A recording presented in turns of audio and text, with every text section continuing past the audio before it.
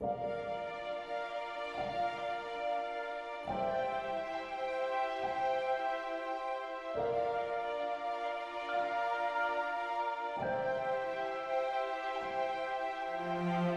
everybody, and welcome to the Starlight Broadcast, yet another Star Wars podcast. I'm your host, Ted. And I'm Brad. And elephant in the room, second time trying this. First audio got corrupted, cut off. So unfortunately, very sad, but we're doing it again. Nobody will ever hear it. It's lost media, but yes, we out here. We're here because we care. Exactly. You know, some people, they would have been like, it got messed up. We're done. We're over. Not us, though. We persevere. Nah. All this as the Force wills it. Exactly. So, Ted, this podcast, we're aware there is a large amount of Star Wars podcasts, and we're aware we're coming into this kind of late, but pretty much 90% of our conversations are Star Wars. So, at one point, I guess we're just going into the genesis of this. Yeah. We were like, let's do a podcast, because I believe it was one or two nights we were playing Battlefront 2, of course. And we talked for several hours straight about it. And then at the end, we're like, we need to do a podcast because it's just so easy to talk about this for so long. Yeah. I mean, right? Even last night we were playing Battlefront 2, and we talked about Star Wars the whole time for 2.5 hours. Mm-hmm. Because I think I don't know if you're the same situation as me, but like I have a pretty nerdy group of friends. Like we're all pretty nerdy to an extent. But growing up, I was always the most Star Wars out of my friends. Yes. Is that the same for you? Yeah. We're all nerdy about like slightly different things. Mm-hmm. You know, I have a friend who's really into like I like video games. At least I thought I liked video games till I met him. He's like, He just bought a PS1 the other day. Like an old, he didn't even know if it was working. He got a PS1 for $10. Crazy deal, and it works. But like he has a PS1, he has a PS2. I think he has a PS3, he has a PS4, he has a PS5. I think he's got most Nintendo systems. I know he's got an Xbox like One S or something like that. He's got a VR headset. He's big into video games. And then I have another friend who's really much more into comics than I am. Like I watch the shows sometimes. I watch the movies every now and again, but he's like big into the comics. And then my specialty is Star Wars for sure. Yes. I would say like I'm a good mix between like general movies, Star Wars, and comics. I'm big into comics, and you helped me get into manga the past year. Which was very cool. But we're not talking about all that stuff. We're talking about the stars and the wars that happen in them. So Ted, for this first episode, let's start off with you, with how you personally got into Star Wars. Okay. All right. I mean, I wish that I had like an iconic story, you know, where it was just like this happened and it was history. But no, I mean, I grew up like I cannot remember a time when there wasn't Star Wars in my life. My dad would go on business trips a lot. And one day, like literally when I was too young to remember, he came back with episodes 1 through 6 on DVD. He got them in China, and so they were like mad cheap, I guess. And all of the discs had the DVD cover art for Revenge of the Sith, but they just had a little number on them, but it was a Chinese number, and I was a child. I didn't know what it was, so a lot of the time was spent trying to figure out which DVD was which movie, and I would just watch those religiously. Like I remember I watched episode 6 probably the most. I have the most vivid memories of watching 6. Luke Skywalker's lightsaber. You know, I've said it before, I'll say it again. Not on here, I guess. Well, technically on here, but nobody will ever hear it. Luke Skywalker saber, man, it's beyond words. It's the greatest. It's so good. Out of like the original and prequel trilogy, aside from Anakin's, that's pretty good. but Luke's I Yeah. just think is so much better. Yeah, and I would just grow up watching those. It wasn't until like I got a little bit older and there was like the teenager kind of angst, and around like I would say like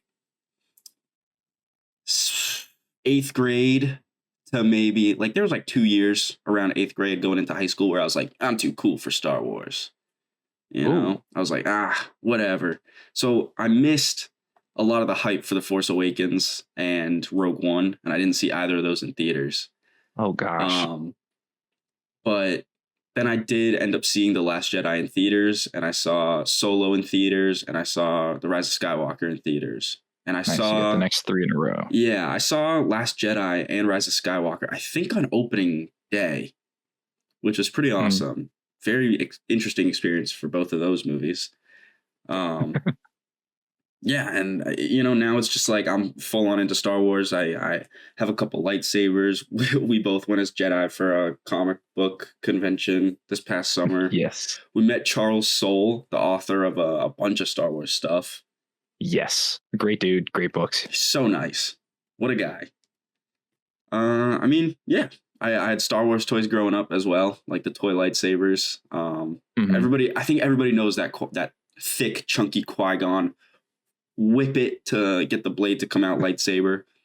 I'm looking at it right now. Yeah, man. I wish I still had mine. And mine was blue, even though it was Qui-Gon's saber. Yeah, I don't really think they cared about what color went with what hilt.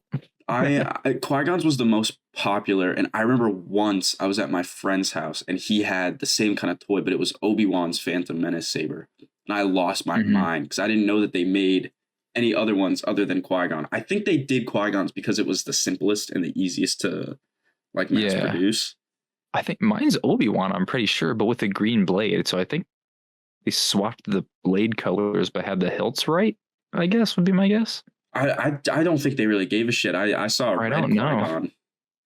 Oh, interesting. Yeah. Interesting. And so that was just like they're doing whatever, man. They're just making money. But yeah, that's about it for me, That's a good genesis. Yeah, that's like a nice slow trickle. Yeah, I wish that sometimes I wish that I didn't grow up with it the way that I did. Like I wish that I could remember the beginning more, or like the first time I saw this movie, or because I never knew, or at least I can't remember not knowing Anakin's Darth Vader. Darth Vader's Luke's father. Spoiler alert, guys. Luke and Leia are siblings. Like Obi-Wan. If you don't know that, I'd be surprised if you're listening to this podcast. Somebody's like trying to get into Star Wars, and they search it up and they see. Wait, what? Like, I guess I'll listen to it. See what the vibe is, and they just get all these spoilers. But yeah, I'm right. I'm with you there. With like, it happened so early in my life to where I don't remember these. I don't remember realizing these things or being like, oh my god, what? Like the giant realization of like, oh my god, he is his father. I don't remember that. Yeah. I have, so like the way I grew up with Star Wars was, again, too young to remember really. I have the original trilogy VHS tapes before the special edition, so I would watch those like you religiously, watch them through. Once those credits hit, I would watch them for like a tiny bit and then just rewind it back so I could just play it next time I watch it, and I would do that all the time. And I wish I had the VHSs. Yeah. VHS Star Wars is so great. There's a feeling with it where it's like when you put the VHS in and you hear all of it gear up and the reels start spinning. Yes, dude. And then it's like kind of like you. Yeah, and it like clicks on and it's still like kind of shaky film. It's just it gives it more of a, I don't know, you feel more of the making of the movie. It's just there's more grain to it. Yeah. It is a little bit. It is cool that, I mean, like, having to rewind the whole movie just to watch it again. Oh man, now that I'm starting to remember that though, I remember clicking rewind on mine and like the screen would go blue. And it would have like the little rewind in the top corner. then just you would hear that. Yeah. Man, I someday I'm gonna get the Star Wars movies on VHS. It would be so cool if somebody figured out a way to get like every Star Wars movie on VHS, like the newer ones as well. Dude, I'd be surprised if someone hasn't done that yet. That'd be really cool. Dude, watching like Force Awakens or like Rogue One on VHS, that'd be kind of cool. That would be cool. But yeah, so like the VHS tapes were a big part. I remember watching it, and like my dad would walk through the room and watch it, because it's one of those movies where like even if it's just on, you're gonna watch parts of it. Yeah, because you'd be like, oh, I love this. I'm just gonna like see whatever. And my dad would walk through, and he'd be like all the time. I would be like, Dad, what was it like to see this in theaters? Like to be there? And he was like, it was insane. Like, because by that point, so in 77, my dad wasn't even 10 yet. So you could imagine his age, like let's say 8-year-old seeing not Force Awakens. That was my first Star Wars movie in theaters. Seeing the first Star Wars when it came out, and just, I can't even imagine. I think Force Awakens was the closest I got to that feeling, I think. Because even Phantom Menace, like seeing videos and stuff about the hype of Phantom Menace, that looked insane too. Well, you gotta think like once Disney bought Lucasfilms, like it was inevitable that we were gonna get more movies. So like true. there was an obvious hype. I'm not by any means discrediting the hype for The Force Awakens, because that I think still has like the most viewed YouTube movie trailer of all time or something like that. It's up there for sure. Yeah. I know that I think it's still the Star Wars YouTube channel's most viewed video, but there's that YouTube behind the scenes documentary about the Phantom Menace that when I couldn't sleep like 2 weeks ago, I watched the whole thing at like 5 a.m. Yeah. I literally finished it at like 5:10 in the morning. And I just sat there for an hour and I just watched the whole thing. I remember I texted you and I was like, yeah, that documentary is so good. But at the end of the movie, you gotta rewatch it, dude. Yeah, at the end of the doc, they show like the first screening, like midnight showing of the Phantom Menace. The crowd goes fucking crazy, dude. You have a guy, he gets his ticket, he's the first one through the door, and he falls to his knees, like in the theater, like in the building. And then he jumps up from his knees, he jumps to his feet, and then sprints for the theater before he gets trampled. Like literally before he gets trampled, because there's so many people coming in.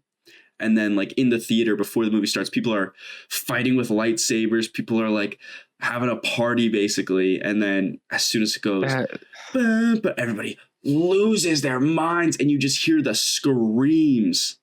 Like that right there, I think shows how important just theater experiences are. Just how important the theater is. Yeah. Because like you could have people over and watch a movie like whatever and have like a throw party. But there's nothing like seeing a movie that everybody wants to see opening night like that, to where like it could be that crazy. I think the closest that would have gotten to it at that point would be like Force Awakens, and then honestly probably Infinity War and Endgame were the closest levels of like, oh my god, this is actually happening. I'm pissed, dude. I saw Endgame opening day and my theater was silent. That's insane. Like, that doesn't even feel like it should be real. No, right? I was the only one who was like reacting, and I was next to a friend of mine, and as soon as the movie started, I went like, holy shit. And he just looks at me and he goes, you have 2 more. And I was like, oh, dude, you're killing me. And then I used both of those in the first like 10 minutes. Yeah. Way to deflate it. Yeah. But like, yeah. This is Endgame, dude. Come on. This is the big stuff.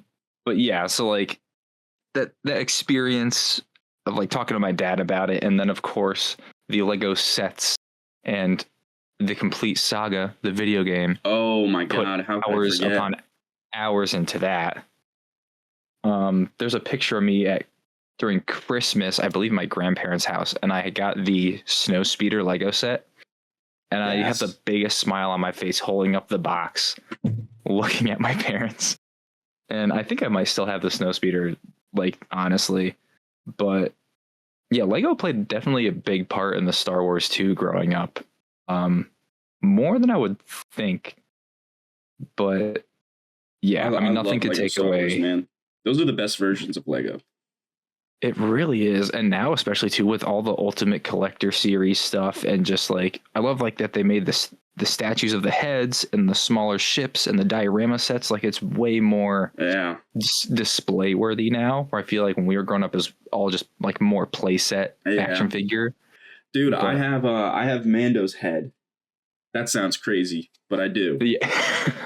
I want Rex's. That is like, next time I see it at like Target or whatever, I'm like, I'm getting it. I don't care. Like the diorama I have right next to me, I have the Dagobah training, and then across from me, I have the throne room fight that I actually pre-ordered because I was like, if there is a set that I'm going to get, it's going to be that. That's so fire, dude. I got Rex's head for 2 birthdays ago from one of my roommates, and then when I was building it, it fell, and oh no, like it's over.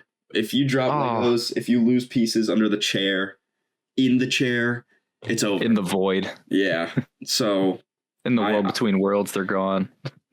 I have the box, but like I know for a fact I don't have all the pieces because when I was moving out, I was like, is this a white Lego piece? What the yeah. Oh, you just got reminded of the failure. Like, but it's our greatest teacher. It is, you know. Yeah. But yeah, so I'm gonna have to just like rebuy it someday. Yeah, because I really want that Rex head, but it just mocks me now. Why would you bring this up? Maybe I'll say. I did not intend for this path of deceit to happen. But yeah, like again, like the build up to Force Awakens. I remember middle school, 8th grade. It was 2015, so I was 14, and I remember I had my lightsabers again. I still have them, looking at them right now, but they're still the toy lightsabers, but they took away the flick action mostly. So like the first part of the lightsaber is already out of the hilt. Yeah, that which I think was just always kind of lamer. It is. But I remember bringing those to school, and my science teacher was another big Star Wars fan. And I would just talk to her about how excited I was all the time. And I would leave my lightsabers in her classroom and just come back every day for class and just take it and just kind of like sit down with it at my desk until that movie came out. And then, yeah, like it was, that time was like crazy. And then especially because like that time too, it was the first Disney Star Wars was so new and exciting. I was still younger. So like, of course I'm going to be excited for Star Wars, but like literally, we had 5 years in a row where we got a Star Wars movie. Yeah, 3 main episodes and 2 spinoffs. Like that's unheard of now. You know, now it's just shows. Now we haven't had a movie, and this is the 6th years. Yeah, that's crazy. Like what? That's nuts. You wouldn't think, but then there's been how many shows? Okay, ready? You know, let's. Disney Plus shows, you know, they count the Clone Wars, which is diabolical because that aired on Cartoon Network. So it was the Cartoon Networks, but granted, it was still Filoni, so you know. Yeah. But yeah, I mean, honestly, I just still want a place to watch Clone Wars because Clone Wars is too good to get rid of. Yeah. Like I'm okay with them saying it's a Disney Plus original for the season 7. But so yeah, that's fine. We've got Mando. We've got Book of Boba Fett. Mm-hmm. We've got you definitely can't hear it, but I think like my mic is picking it up. My cat keeps trying to get into my garbage, and I keep having to lean over and move her away from it. So I'm just gonna move my garbage can. This is a good aside. Do you want to tell everyone what the name of your cat is? She is, first of all, she's a monster. I love her, though. Oh. Her name is Wicket, after the Ewok. Perfection. To be fair, Wicket is a guy. I thought she was a guy when I first got her. But hey, that's neither here nor there. Yeah, it doesn't take away how special it is. And it's just a cool name. It's just a cool name. Yeah. But yeah, we got like Andor, Ahsoka, Bad Batch. Those. I always forget season about Bad Batch, 2. man. I'll get around to it someday. Dude, I liked Bad Batch a lot. There are some filler episodes, but every Crosshair episode is so good. And pretty much like season 3, it's business. Like once you hit a point in season 3, it's just everything's going on, and it's really, really good. But I love that it fills in again more of the rising empire and like the kind of replacement of clones and how that happens and how they feel about it. And it's a very cool time to see that shifting power with the empire taking place. Yes. I like that we see the armor transition, especially like the rough draft stormtrooper armor is really cool, and like the first ever batch of non-clone troopers. Yeah, is it Crosshair in charge of them, right? That's in season 1, I think. I don't know. Crosshair's cool, but like, man, dude, I love Hunter. I love Wrecker. Yeah. Hunter, I like all of them. Again, the revelation in Clone Wars season 7 that Echo was still alive was insane to witness, and then seeing him back in Bad Batch here and there was it's just great to see him still there. You know, we love our clones. He gets a tan someday though. He really needs it. Yeah, he's pale. Yeah, granted, he was like hooked up to a computer. Yeah, I mean, that's not an excuse. No, I'm just kidding. One of my favorite dumb lines from Bad Batch is the episode with the Martinez sisters, right? From season 7 of Clone Wars. Oh, I think they're the Martinez sisters. Not a big fan of those episodes with Ahsoka. But when they meet the Bad Batch and one of them goes, "Is there an Echo in here?" And Echo just goes, "Hi." Yeah. She's like, "What?" I just love that they kept his personality intact even though everything happened to him. Yeah. But they could have easily been like, "No, he was locked up for so long. He's basically a droid," but like he's so human still. Yeah. I love it. Yeah, no, it's great. Ted, do you want to talk about how Star Wars kind of impacted our friendship and brought us together? No, I'm okay. Or not to you. I mean, it's funny because we went to college together. Yes. And freshman year, like we had some class time together. Sorry if I keep getting distracted. This cat she's literally never been this active during the day. It's really weird. Interesting. But she just keeps looking at me and like trying to get my attention. Yeah, we had theater class because we were both film majors, and our school required us to take a theater class, which was so fun. We had to act. Oh yeah, we had to sing in front of the class. Some people danced instead. I remember I sang, very off topic, but I sang, I think, Dancing Queen by ABBA, a cappella, no music, no vocal prep either. I just got in there and I thought it was so funny because for homework, I'd be like, "Sorry guys, I can't hang out. I got to memorize these lyrics." Yeah. Dude, I remember. That's a fun homework assignment. I was in the back of somebody's trunk because I forget where we were going, but we had the car literally jam packed and they were listening to music, and I'm just on my phone reading the lyrics to Dancing Queen, like trying to be like, "Fuck, I have to sing this tomorrow. I got to make sure I know this. I only need to know up to the first chorus." I don't remember the lyrics now, but anyway, yeah, we had that class. We didn't talk too much. We talked a little bit. We got lunch a couple times, I remember, after class. Yeah, a couple times when everybody was still kind of meeting each other, figuring everything out. It wasn't until sophomore year that we hung out a few more times. I remember, again, in your dorm room, we saw the reveal trailer for Spider-Man 2. And it sucks because I already told you this, and I told you for the first time last time we recorded, but I was freaking out because I thought I had COVID that day. And you had invited me over, and I was like, "Well, I don't want to be a dick and be like, no, because if I don't have COVID, then like, there's no reason to say no." So I took a gamble. I was like, even if I do have COVID, there's no way they'll know it was me. Maybe, hopefully, but I'll explain if I have to. But then it was fine. I Bro, was call me Poggle the nervous. Lesser because I had no idea that you were feeling that way.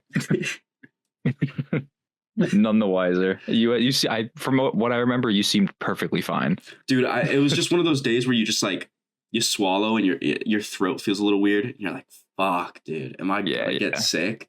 And then I woke up the next day and I was fine. I was like, "Oh, awesome," which is good. And then I had COVID testing because our school did that every week. Dude, one which time honestly, freshman year, I would have taken that rather than not. Yeah, but it was like annoying because like if you are busy, like I have to go get COVID tested. 1 week I forgot and I had to stay in my dorm room for a week. I think I remember that. That sucked, dude. I had to email all my teachers and I had to be like, "Hey, I missed COVID testing. I can't come into class. Can I go on Zoom?" And then I remember later in the school, it was like junior year, maybe senior year. I told a professor that I couldn't make it to class, but I still wanted to go to class. Could I go on Zoom? And he was like, "I actually don't offer Zoom for this class." And I'm like, "You're an ass." Dang. That's dumb, dude. I'm like, yeah, I'm actively going out of my way to be like, "Hey, I want to learn." And he's like, "No, you actually, no, you don't get to learn today." That's messed up. Yeah. But sorry, I keep getting so off topic. No, you're good. I mean, hey, this is where people are knowing about us, they're learning about us. So yeah, definitely sophomore year we hung out more and spent more time. And then I left halfway through sophomore year. I transferred from that college. And then oddly enough, I think after I left, we got even closer, talking more and more because my friends started a D&D campaign. You just so happened, by coincidence, randomly decided to make a D&D character that you didn't know you were ever going to use. It sounds fake. It sounds like I knew and I like made a character to be like, "Oh," but like, no, dude, I was just like, I had just gotten really into the idea and I was like, this seems fun to make a character. So I just made one. And then literally the next day you posted a drawing of your character. And I was like, "Yo, are you in a D&D campaign?" or something like that. And you were like, "Yeah, we just started. We just had our first session." I was like, "That's crazy. I just made a D&D character just because I thought it would be fun, but I don't have anybody to join." And then you were like, "Hang on. Let me cook." And then like a day later or something, you were like, "You want to join ours?" And now we're on like the third year of campaigns. And then since then we played easily over 100 sessions of D&D. We've been to now, I think, 2 conventions. 2 conventions. Yeah. We're aiming for 3 again this year. Oh, it'll happen. It's going to happen. No way it doesn't. No way it doesn't. Yeah, and then hopefully we get to see some more cool guests. Maybe we could get some more Star Wars stuff signed. Who knows? Oh, I'm banking on it, dude. I hope so. If Charles Soule is back, hopefully, I'll go talk to him again. Yeah, I'm 100% going to talk to him, especially because when we first met him last con, I had just finished Light of the Jedi and Brad hadn't started it yet. But you'd read some of the comics he wrote. So we had like brief conversation, but now, we're on Out of the Shadows. We are, yes. So we're getting through it. We're getting through it. Yeah, for sure. And it's been a great experience going through High Republic. Dude. Okay. Let's start. High Republic, man. What an era. What a time setting. What a period. What a series. I'm in love with these books. Absolutely head over heels. Light of the Jedi, for both of us, is the first book we've read start to finish in years. Indeed. Like non-school related. It's so good. Rising Storm, honest to God, might be one of my favorite books of all time. Great. Elzar, Stellan, Ben. Yeah. Those 3 are just so good. And as we're calling both of our profile pictures right now, I am Stellan and Ted is Elzar. I am. Dude, Elzar's just my fucking guy, dude. He's literally just High Republic's He's a great Anakin. character. He's a great character. And his lightsaber. Oh, his lightsaber. Yes. The way that, granted, I like that, like, I think pretty much everything we've read up to this point has been from a different author, which is interesting. Yes, and it all feels the same but different, which is nice. But unanimously, the way that these books describe the Force, greatest thing ever. The most, like, that I feel like reading this and then like reading all this after watching Yoda explain it to Luke in Empire, just like you feel the gravity of how important the Force is and how it is very individualized. Yeah. You know? That's what I love about the High Republic is it's all about each Jedi's individuality within the order, you know? And yeah, something is I have like there's a constant sense of foreboding because you can definitely tell something's going to happen that's going to lead the Jedi to be less unique and independent within the order. Because by the time of the prequels, more homogenized for sure. Yeah, like by the time of the prequels, the only people who've got like fancy looking lightsabers is Anakin and Obi-Wan and like Mace Windu. Yeah. You gotta think even Ahsoka's Padawan lightsabers, they're relatively simple looking. They're not bad. I don't dislike them. I really like her Clone Wars sabers, but I love her Clone Wars sabers. Clone Wars sabers are really nice. I love the bunny ears on both sides. Yeah, I like them more than her. I like them more than her Rebels / Ahsoka sabers. I don't know if that's a hot take. If it is, I share it. I mean, definitely the Rebels style didn't do it any favors because they made the saber hilts really, really long. And unfortunately, and like thick. Yeah. And unfortunately the live action carried that over. So like her shorter blade is the size of a regular lightsaber. And her regular blade, that hilt is like 1.5 times the length of a regular lightsaber hilt. Yeah, that's interesting. And it's just like I like that it's sort of it's not circular. It's like rectangular, like a soft rectangular. I think that's not bad. I feel like it could be comfortable, especially they give her very much that samurai vibe nowadays. Yeah, which is really cool. But yeah, like given that, but yeah. We even both of us just bought the High Republic lightsaber collection, and we were looking through that the other night too, and just seeing the different designs there. It's like everything feels so personalized. Mostly, there were some that look kind of basic. There were some not all of them are going to be great. But in a way, it's like even the ones that are basic are. So the thing is, a lot of the sabers that are basic have too much going on in terms of like the color scheme. They're all silver, gold, and black, and that is so it can be worse, but it can also be just immediately better than the prequel sabers that are just silver. Yeah. Not a big fan of the all silver. You know, it's got to have something else. The all silver, I think the exception for me would be Kit Fisto's lightsaber. I don't know if we talked about it last time. I think we might have just been talking about it on our own time. But I think so, yeah. His saber does not go against any of the prequel design points for a lightsaber, and yet it just works for me. You know, it just works. It does. It just looks sleek, and like, granted, it is all silver, but it has a lot of different texture differences. I feel like that make it feel a little bit more different. Yeah, definitely. All right. Well, since we're on lightsaber talk, Ted. Oh. And I think I already know this, and I asked you on this Lost Media. Top 3 favorite lightsaber colors.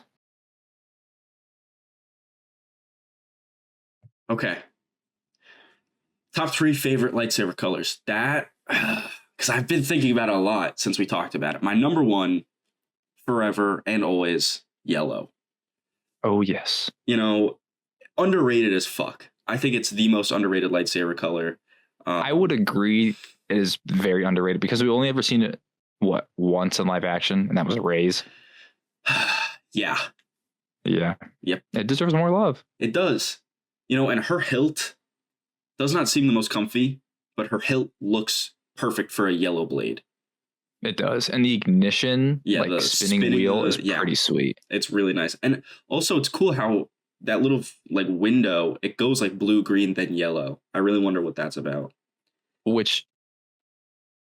talked about it the other night during my, back D&D, I DM'd for the first time ever in my life.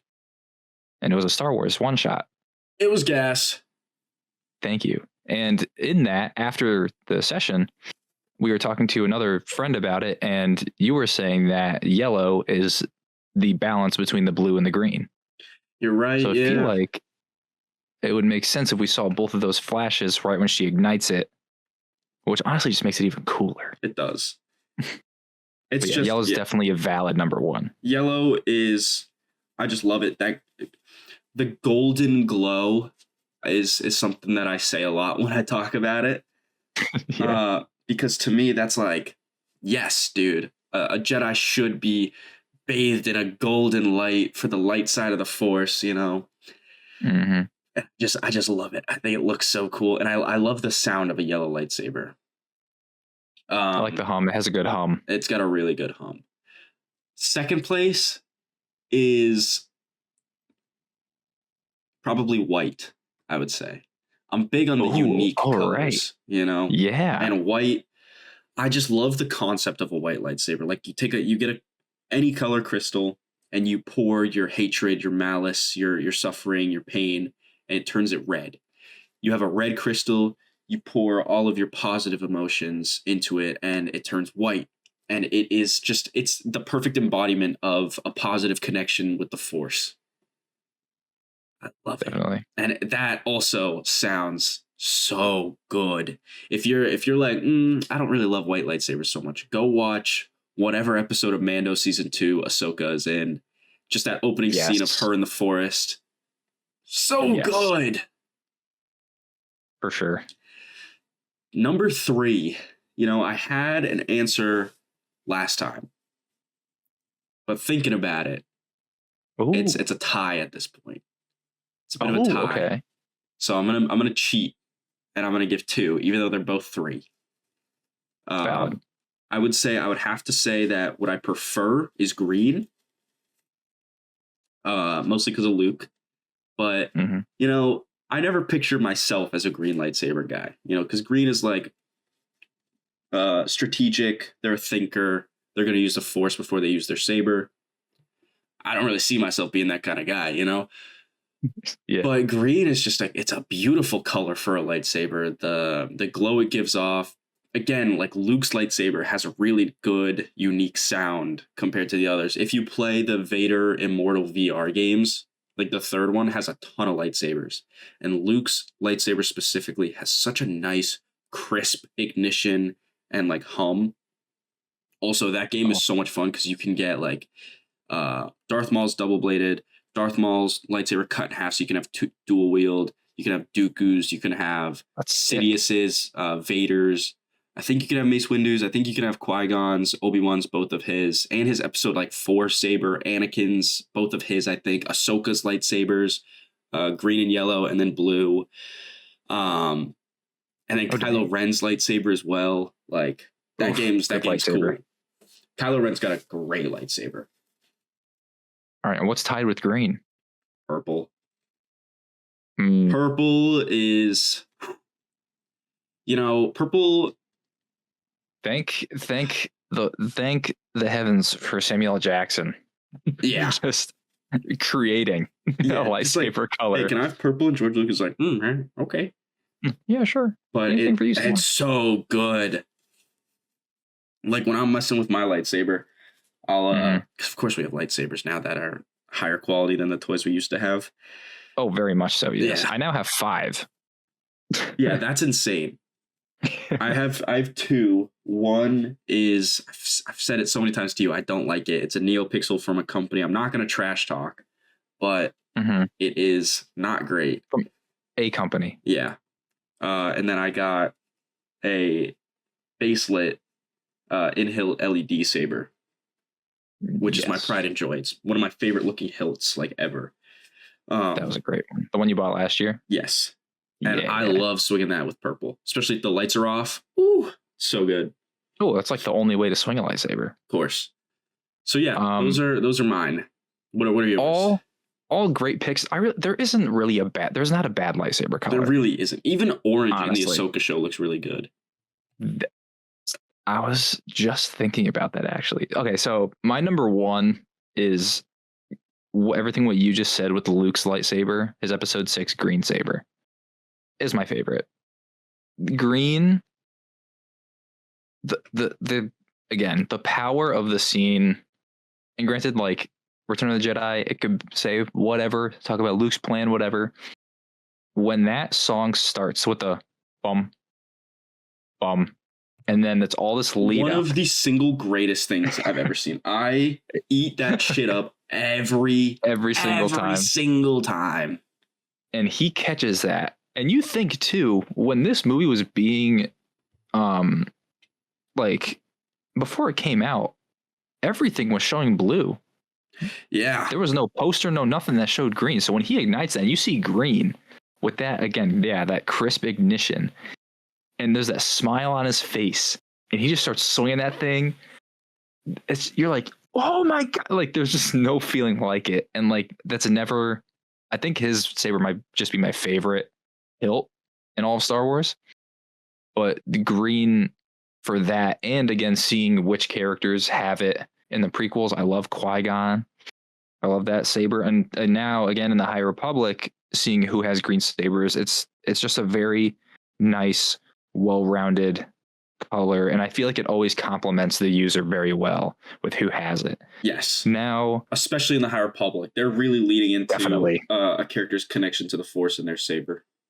Definitely. Now for 2 and 3, literally, I think I've also been thinking about it, and you're winning me over with yellow. Let's go. I think. All right, I think I'm gonna do the same as you. You're gonna cheat, and maybe. I'm gonna probably. Okay, good. I think red's gotta be there for me because of just how, I would say again, powerful it is, but just the fear and the hate and the anger, as Yoda would say. Everything that's in that, you feel that every time a red saber ignites, you feel that hate that is fueling it, like yes. With anybody that's using it. And it's just hot take, real quick hot take. Yeah. No character better represents that than Kylo Ren. Also, again, with the cracked crystal, that's what I'm saying. I think you're making a valid point there. You could say Vader, but Vader in the movies does not outwardly show the hate and anger that Kylo Ren did, that really characterized or was helped to be characterized by his saber, not only being red, but the crackle, the instability of it. Ooh. The original trilogy, Vader is very composed when he uses it. Yeah. Granted, like it could be for the time and the, how acting in the suit was, but I feel like that also makes it kind of eerie with how steady he is with it, that his anger is just so consistent to where he can handle it that way. But I think I agree with Kylo Ren, because when he uses that, he's like full body swings. There's power behind it. The crackle of it just gives it this hefty, broken feeling, which I love. I think I might tie it with yellow. I might tie it with yellow. No issues here. Yes. Yeah, I think the more I see it and hear about it, I think it's getting me more and more. The golden glow, as you say, is great, and it's a very specific feeling I think you see when you see a yellow saber, again with the temple guards and High Republic. I feel like just the gold igniting and just reflecting off the often white and gold Jedi robes at the time. would just give it such a strong feeling of just being power, you know, of just being in control. And I feel like a good level of mastery. Now, we'll see what happens in Ahsoka season 2. Okay. But Balin's orange blade. Yeah. Just now crept into my mind. Yeah. And I think I'm going to put it at 3. That's such a good choice. There is such a reason I feel like it's orange. Mm-hmm. No slack against blue. Blue was the OG. It was the first. Love blue. I feel like also it is the most common. I feel like we've seen it the most. Not to put it down or anything. No, it's still a great color. It's but just you're not wrong. It's everywhere. You know? Yeah, just preference for me. That, but yeah, Balin's. I assume there's definitely a reason why it is orange. I think it's because he I think uses the dark side of the Force, but he doesn't necessarily agree with it in a sense.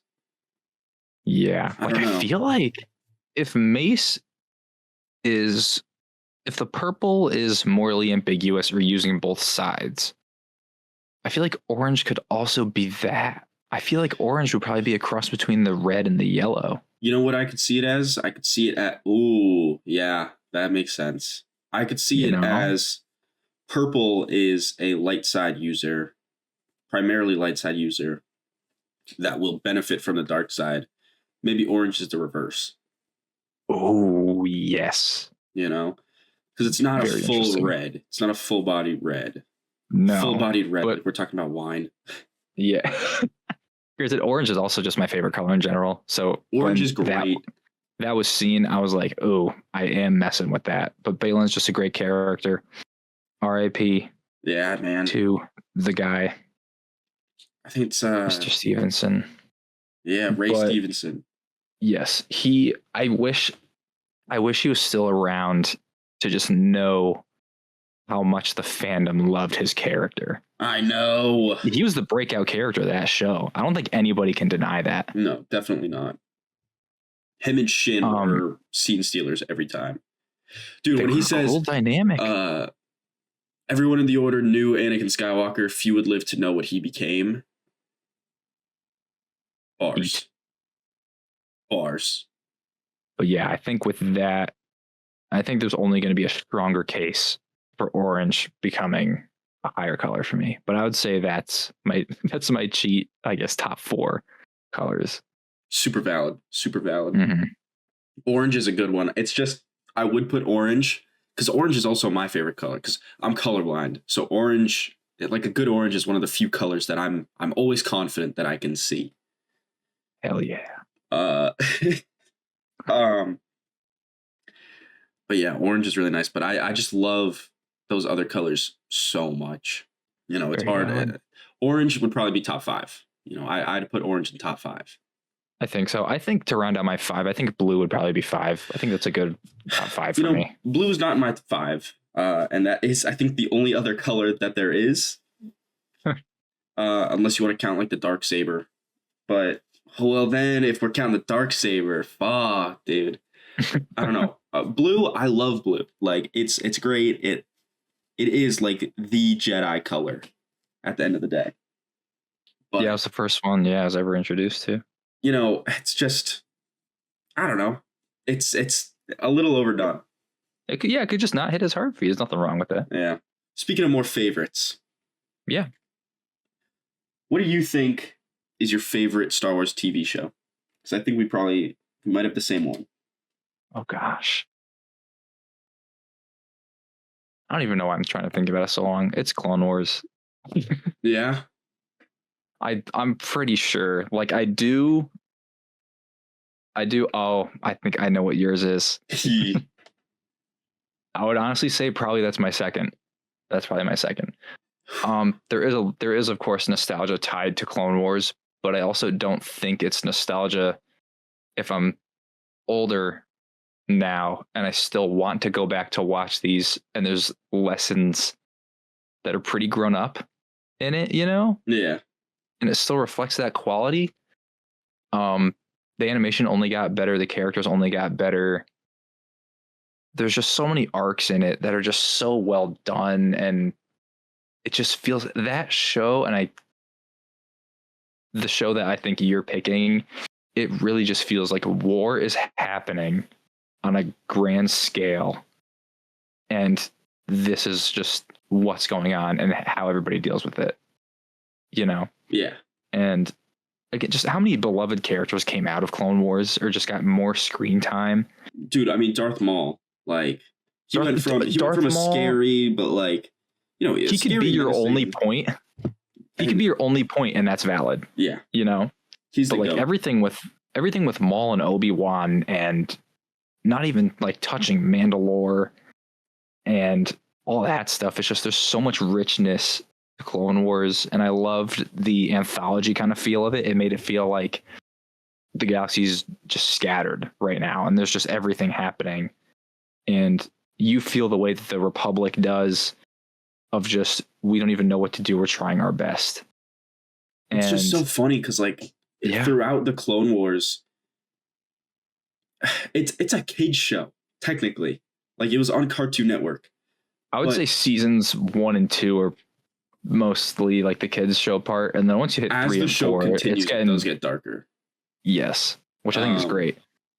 Yeah, if you showed some of the deaths that happened to clones in like season 7, oh yeah, and then compare that to season 1, it's night and day. But like it's a kids show, but yet even the political episodes where you see Palpatine putting things into place, bars, fire. True. I love it. I like seeing honestly more of Padme and just how important she was, you know?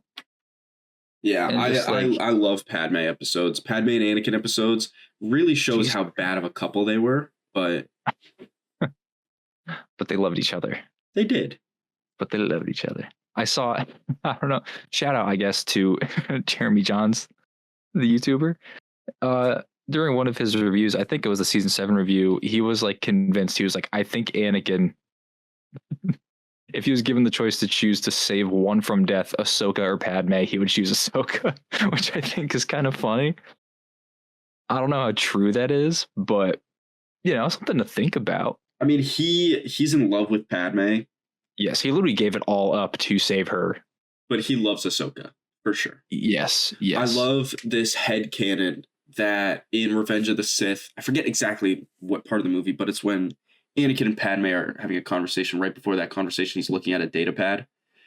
There's a headcanon that he was looking at a progress report for the Siege of Mandalore.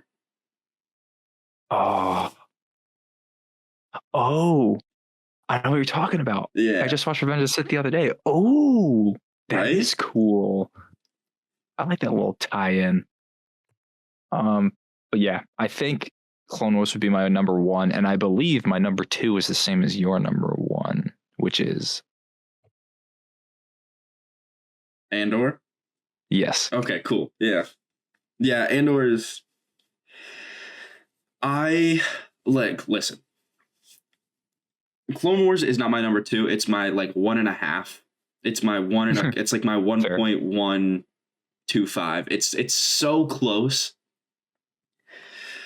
But I am unable to go any extended period of time without just thinking about Andor, thinking about Luthen, thinking about Cassian. Like when I say Andor, I mean the show. When I say Cassian, I mean the character. Just to you know, and Mon, and that whole plot line with her.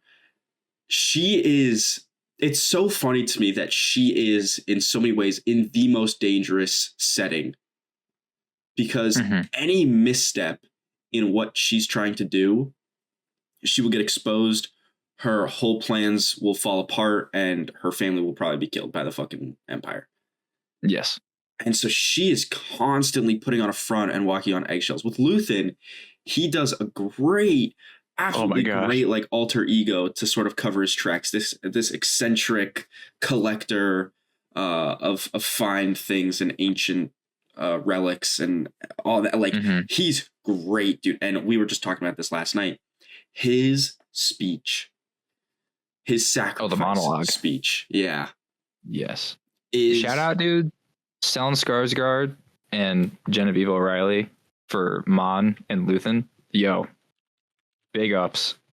Like, I just looked this up. I just want to give a quick shout out as well to um, Tony Gilroy, Dan Gilroy, Bo Willimon, and Stephen Schiff, because they're the writers of Andor. mm-hmm. I had to look that up. I feel bad. I don't care. Absolutely fucking incredible. Absolutely incredible writing. Like, this show, it sucks. It really sucks because so many people don't want to watch it.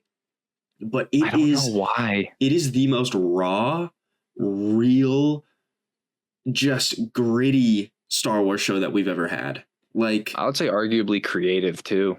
yeah, it is so far removed from being a Star Wars show, but it While is also being so Star Wars. It is so Star Wars. It tackles ideas from the universe in such a real way. I'm so obsessed with it. This show is one of the most visually beautiful Star Wars projects out there. I go on record, and I'm going to say it right now. You know, I assume throughout the run of this podcast, we're going to have to go back and rewatch just about everything Star Wars. So, yeah. But this is my stance right now in terms of episode 1. Andor is my favorite Star Wars. It is my favorite Star Wars project. I think it is a masterclass in storytelling, writing, editing, visuals, acting. It does everything so well and tells such a good, cohesive, well-rounded, thought-out story from beginning to end. Every episode and every mini arc within this show keeps you gripped, it keeps you on the edge of your seat. Every single storyline is so well thought out. The characters are so well written.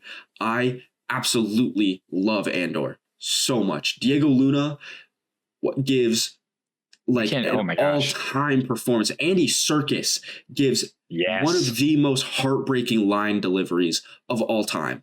Oh my God, and it's so simple. And just so much of this show, to me, is what Star Wars is, you know? I love it. I absolutely love it. Well, folks, if you were considering watching it or not watching it, I believe Ted could make a pretty strong argument for you to watch it. And I would agree because it is a fantastic show. Do you wish, Ted, that it was going to get the original 5 seasons instead of 2? Oh, yeah. Because now season 2 is going to be skipping, I think, 1 year every 3 episodes. Yeah. Which, honestly, I don't think, I don't hate that. But it is interesting that, like, pretty much Andor met near universal praise from everybody that watched it. And Disney didn't really give it any advertisement, nothing. And then they even cut down the original show's length. Yeah. Like, from what, not believing in it? Or like, I don't know. It's a strange situation, but I feel like Gilroy and his crew has such a strong idea of what this show is. I feel they're gonna stick the landing, and it leads directly into Rogue One. So yeah, we're gonna see the start. And dude, we got Alan Tudyk coming back for K2. We got Ben Mendelsohn coming back for Krennic. Yes, like, stuff is gonna be going down, and I am so excited to see what happens. I'm really hopeful that because knowing that it's gonna tie like directly into Rogue One. Really hopeful to see how they're going to bring up Jyn Erso for the first time. Yeah, because Cassian's there, like when they get her to kind of just like interrogate her. So yeah, well, see. I'm of the mind that he was a part of the mission to go get her. That's what, like, K2 was there. Yeah, true. They go everywhere together. Cassian was there. So he definitely transported her back to the rebel base. Yeah. But yeah, no, Andian's Andian. He's so well respected in the rebellion by the point of Rogue One. Like, he's there to interrogate Jyn Erso with Mon Mothma and like with the other guy. I can't remember his character's name, whatever. So like he's not even really like fully, he's a rebel, you know, but he's not part of the rebellion. And I'm really excited to see how that happens. What is gonna radicalize him enough to join up? Yeah. And he's like a dirty rebel, dude. And I mean that in the best way possible. His first introduction of Rogue One is him Oh killing an yeah, informant because he can't risk any of this information getting out. dude. He's the same as Luke. You got to do it for the cause. Like you got to get your hands dirty if you want to take down the literal ruling empire. You Yeah. know. So But yeah, good. great show, great everything about it. I don't blame you. Yeah. I can't blame you for it being on your thing. Favorite Star Wars project ever? Yeah. I don't think I could say that. I do not blame you at all for saying that about it. You know, it might be a bit of hyperbole because, Mm-hmm. you know, Revenge of the Sith, Solo, a Star Wars story. Return of the I'm Return of the Jedi. it's far from my favorite Star Wars project, but I'm the biggest Solo glazer of all time. I think that movie is so much fun. So I think it's a little too much hate too. I remember when I went to see that movie, my dad and I sat down for our seats, and then my friend sat down right next to me completely by coincidence. Like Huh. her and her dad were just next to me and one seat away. And I was just like, a slow turn, and we were, what the fuck? Yeah. Wait a minute. No, I remember. Yeah, me. I think I don't know if my dad wanted to see it. I think he did, but it was me and my dad. And I have my metal. I'm looking at it. My metal collector's popcorn tin from Solo. Ah, that's so gas. I still have. The only movie collector's item that I've ever gotten is the cup from Dune 2, Dune Part 2. Oh, dude, I have so many. I have an issue with collectors things, movie theaters. Nah, I'm I jealous. have several. I have the TMNT Mutant Mayhem popcorn tin. I think I got 2 cups from Infinity War. I got one from Dune. I've got other ones. This doesn't matter. But yeah, I'm a big collector. I have one for Rise of Skywalker. Oh, Yeah. probably the best part of that whole experience. It's a cool cup, and I got Kylo Ren on the lid. So like, Oh, that's cool. I'll take it. I'll take what I could get. Yeah, man. I mean, it's fire. Cool stuff. Mhm. Collecting. What was I about Indeed. to say? I don't know. We're both on our way to collecting more lightsabers, that's for sure. That's very sure. I would say Andor is like my favorite show. I'd say my favorite movie, it's a toss-up between A New Hope and Revenge of the Sith. Some people say that A New Hope is like, it's not that good, it's too simple, yada yada. I am obsessed with the charm of A New Hope. I would just say that's false. Star Wars would not be what it is if A New Hope wasn't that movie. Yeah. It's a fucking, like, I love it, but I can proudly say it is like a B tier, like not like B tier, but like it's not like it's like a B movie for the time. Like that's what it was. And then but nobody expected it to fucking blow up the way it did. Like, because if you like look at the way A New Hope is shot compared to Empire Strikes Back, oh gosh, insanity. Insane.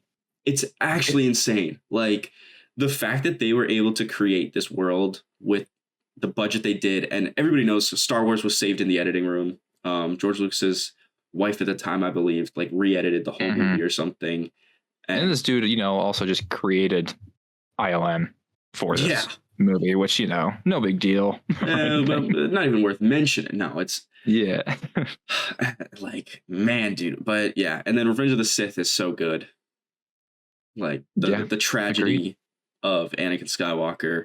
I like Hayden Christensen did a great job. I don't care what anyone says. Like he does a great job of portraying a tormented and grappling with his own identity within his marriage and within his Jedi Order and fighting this internal struggle of what is the right thing to do. the more I watch Revenge of the Sith, even when I was younger, I always loved Hayden Christensen in Revenge of the Sith. The more I watch it, I'm like, he's still just great. And I love seeing, like, say what you want about Obi-Wan. I love that he came back, and I love that he had time in the suit again, and that he could do that again. Dude, because you could tell how much he cares about that character. He loves it. And the fact that he came back for Ahsoka as well, that was the best episode. Yeah, oh my God. Because not only did we get to see Hayden Christensen Anakin again, we got to see Hayden Christensen Anakin in a lightsaber fight again, like a real one. We got to see Hayden Christensen Anakin Skywalker with a red lightsaber, and we saw Clone Wars Anakin. Yes, Clone Wars live action. Oh my gosh, it's great. It's so cool. Call it fan service. I wouldn't say so because being serviced. True, and I love it. I think it did also serve the purpose in the story for Ahsoka's character in the show. Oh yeah. So I think it wove the fan service in pretty decently. Also, we got live action Rex. Yes, sir. My God. Briefly in it. It's still. I was watching Revenge of the Sith the other day, and I got like tripped up when I was like, "Oh my God, Tamara Morrison's every clone." I'm so used to D. Bradley Baker. Yeah. When watching Clone Wars Bad Batch. It's also in Battlefront 2. Like Tamara Morrison is Boba Fett, but D. Bradley Baker is every clone, which I think is fun. Yeah. I like that. Yeah. Which is great. Yeah. I love seeing Tamara Morrison as a clone in the Obi-Wan show. An old 501st homeless clone. That's cool. That was cool. Really sad to see how they were treated. And Obi-Wan, he gave that guy a couple credits, didn't he? Think so? I would like to think so. Ah, man. Obi-Wan's so good. But yeah. The character. That's valid. Revenge of the Sith and A New Hope. Yeah. My favorite, still I think, even from when I was a kid, is Return of the Jedi. Great answer. Honestly, you can't go wrong with that. The only third act in Star Wars that rivals the Return of the Jedi final act is Revenge of the Sith. Yeah. For me, at least. Hot take, dude. You know what? I just need to let the people know real quick. We are both fans of The Last Jedi. I'm just gonna say that. I gotta put that out there. It is very much also true. The third act of The Last Jedi. That's true. The thing with me, I don't know. Yeah, Last Jedi is great. I guess for me, I'd be like, well, no, but you can't take away Empire with that revelation. I don't know. It's so hard. It's so hard to measure it up. It's so hard to measure it up. Luke and Vader, man. And you have the reveal, but to me, it's just the culmination of Anakin's story and Luke's story. Yeah. In Death Star 2, with, I think also too, it's just cool seeing Lando fly the Falcon again, and Nien Nunb is awesome. Cool. Say what you will about like the goofiness of the Ewoks. I never really disliked the Ewoks. I think it kind of plays into the fact, like George Lucas said, like, no, like the Empire is kind of stupid. They think they could just control whoever they want, and they think that they could just put their stuff on a planet and not have the native species on that planet fight back. Well, it's also, I think he's gone on record to say, a lot of people like to say that the Empire is based on Nazi Germany, but Lucas, I think, has gone on record to say the Empire is based on America. Oh, yeah. And when it comes to Return of the Jedi, I think he's been pretty outspoken in the past about how the Ewoks are based on the Viet Cong. And how, like, they won Crazy the fucking war with the most simple methods. Like, they managed to beat a giant military force. Yeah. With, not the resources. To me, I feel like everything is validated with the Ewoks. I love that the lesson that Luke learned in Empire is don't doubt the little folk. Yeah. And that he goes and that he kind of gets the Ewoks on their side with helping 3PO. Everything with, like, again, also too, the Lego Star Wars levels on Endor are all great. But yes, it's really just that throne room dynamic and that saber fight between Luke and Vader. I'm just going to say it. I don't think this is a hot take. My favorite lightsaber fight ever. Really? Is that one. Yes. I mean, mine's definitely not a hot take, but I still think mine is probably Anakin versus Obi-Wan. That's definitely fair. For me, it's the part that gets me is, well, I love like just the way it maneuvers around the throne room with how they fight, and then Luke jumps away, Vader throws the saber, and then how there's that whole part in the middle where it's like a stalemate and Vader threatens to turn Leia. And you see just how much the father and the son are alike, and how Luke reacts out of anger and protection of his sister and rage against his father. Yeah. Which I feel like, again, Last Jedi kind of only validates why he did what he did. That led to a mistake, because it was the same thing here. But the tracking shot of Luke just swinging at Vader, going past the steps, and you have this ominous, like, dreadfully just devoid music of just seeing Luke lose it. And it's just like everything that happens there. That's one of my favorite shots in all of Star Wars, is that just that tracking shot following them fight. It's really nice. It's just, it's so perfectly done. And the emotion in it. And then once Luke sees the hand missing because he cut it, and then he looks at his hand and he's like, I could be a repetition of him. Yeah. It's like, it's all so well done. And again, my headcanon that Vader stopped Luke, not to save the Emperor, but to protect Luke. I still stick by that headcanon for me personally. I think it makes Anakin's return a little bit easier to swallow. Like, I think it makes Anakin's return to the light a little bit easier to process, for me at least. But yeah, that's all I'm saying. You know, that's all. Granted, Star Wars has some great third acts, and like, I don't even know if I could doubt you for picking, like, you know, if Attack of the Clones is your thing, like once Geonosis starts and the fight goes on, it's awesome. Yeah, and dude, honestly, I love the third act of Phantom Menace. You have 4 things going on. Yes. You have the Gungan fight, you have the lightsaber fight, you have the Anakin Starship fight, and then you have Panaka and Amidala invading the things. You got mad stuff going on. It's cool. It's fun. What I love about the Phantom Menace is that some people might dislike it, but it's a slow burn, sort of. Like, there is action throughout the movie, but yeah, the overall plot is a slow burn. It's like, try and rescue the queen, or try and negotiate, go to Naboo, try and rescue the queen, leave the planet, have to go to Tatooine, get Anakin, bring him to Coruscant, realize they're not going to do a thing, go back to Naboo. It's like, it keeps building, yeah. The tension keeps going and going and going. And then once it starts, dude, everything starts.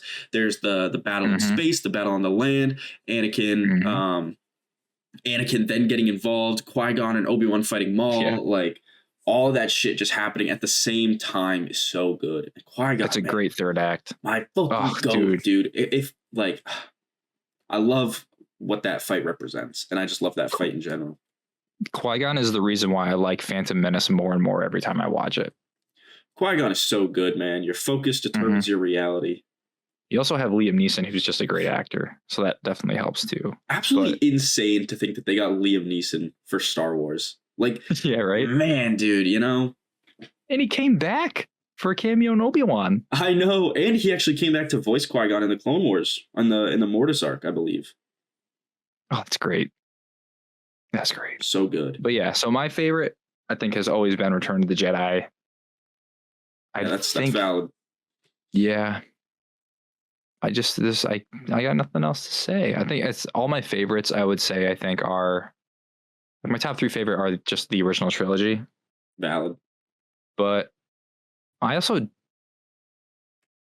okay, here's the thing. I like the prequels, and I also like the sequels. I can like both. It's rare. It is rare, right? But granted, too, sequels were my first Star Wars in the theater. Yeah. So I don't know if that could be nostalgia bias, whatever. I think Force Awakens was a really good start to the trilogy.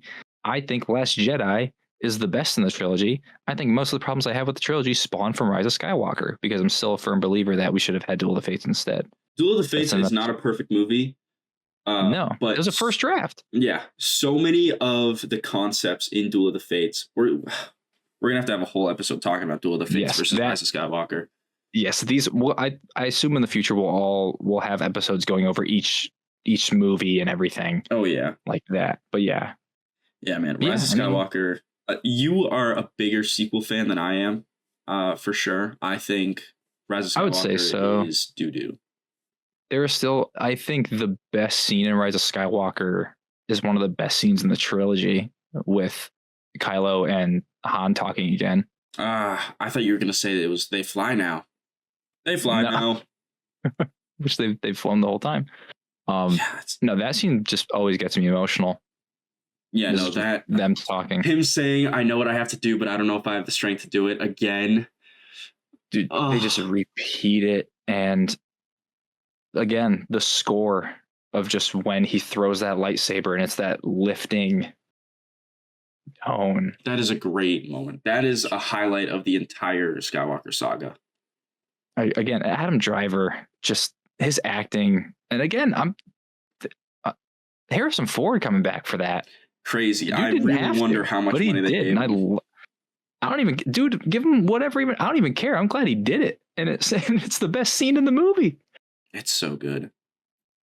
But yeah, there's so many. Sequels definitely have the flaws. Prequels, of course, they have their issues here and there. Every trilogy has some issues. Every trilogy has some issues. Yeah, of course. I mean, every movie has issues. Of course. Except for Andor. Yeah. I'm just kidding. That's not a movie. Yeah. And hey, favorite book, Rising Storm. I've only read the High Republic book so far. I'm like, I don't have the drive to read other era Star Wars books. But I'm hearing that there are books about like Luke and Lando looking for Lando's kid, and that's apparently a good book. Interesting. I do want to read, I think it's Brotherhood. It's set right after the Battle of Geonosis. Oh. Anakin and Obi-Wan book. There are books that I think I will get around to. Dark Disciple, I believe, is the Ventress and Quinlan Vos book. That'd be really cool. Yeah. Yeah, I mean, High Republic is the most Star Wars I've read. I did get the after I saw Rogue One, I loved Chirrut because I love Donnie Yen, and I wanted to read more of him. So I got the Guardians of the Whills book about him and Baze. Ooh, fire. So I still want to finish that, and that is small and like short, so I bet I could fly through that if I want to take like an intermission from High Republic. Yeah. But yeah, I mean, there's so much Star Wars books and media and stuff, and I've been reading, talk about comics. I've been reading the entire Greg Pak, whatever way, Darth Vader run that I think just ended. I've been trying to catch up on that. And then Charles Soule's been doing the mainline Star Wars one that just ended. That takes place immediately after Empire, in between the start of Return of the Jedi. Yeah, so I've been reading that, and that's good too. I think I can see me getting more into the comics. Yeah, if you've seen have you seen pictures or like the illustrations of like Luke with the yellow saber? Oh yeah, he's got a Temple Guard saber. Come on. Yeah, that's all during the Soule run in between Empire and Return. Oh man, dude, I would love to talk to him about how that idea came about. Yeah, right. That'd be really cool. But yeah, Ted, do we have anything else to talk about, or I mean, wrap it up. We have just been kind of rambling about our favorite things. True. Did I mention my favorite book is The Rising Storm?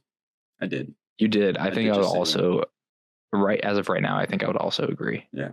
If you like reading, go read The High Republic. If you don't like reading, go read The High Republic. It'll change your mind. Yeah. But I mean, yeah, that's all I really got to say. All right. Well, with that, again, I'm your host, Brad. I'm Ted. This has been the first transmission of the Starlight Broadcast. Thank you all for listening.